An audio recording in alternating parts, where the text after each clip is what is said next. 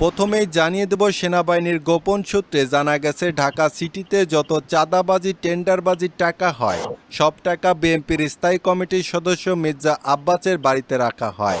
মির্জা আব্বাসের বাড়ি থেকে 532 কোটি চাঁদার টাকা উদ্ধার করল সেনাবাহিনী। বিএনপির স্থায়ী কমিটির সদস্য মির্জা আব্বাসের শত কোটি টাকার অবৈধ সম্পদের তথ্য পেয়েছে দুর্নীতি দমন কমিশন। নাশকতার মামলায় গ্রেফতার বিএনপির স্থায়ী কমিটির সদস্য মির্জা আব্বাসের 5 দিনের রিমান্ড মঞ্জুর করেছেন আদালত। এরপর জানিয়ে দেব, রাষ্ট্রপতি শাহাবুদ্দিন চুপ্পুর হাত ধরে দেশে ভয়ঙ্কর রূপে ফিরবে আওয়ামী লীগ।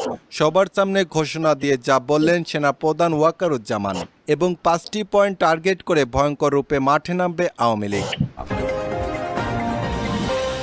এরপর জানিয়ে দেব, সবার সামনে প্রধান উপদেষ্টা ডাক্তার ইউনূস ঘোষণা দিলেন, আওয়ামী লীগের ফিরে আসা কেউ ঠেকাতে পারবে না।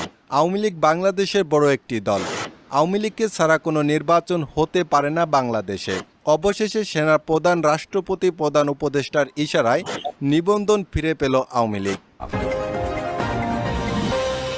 এবং সর্বশেষ জানিয়ে দেব, বিএনপির স্থায়ী কমিটির সদস্য মির্জা আব্বাসের ঢাকার বাসা থেকে তাকে আটক করেছে পুলিশ সদস্যরা।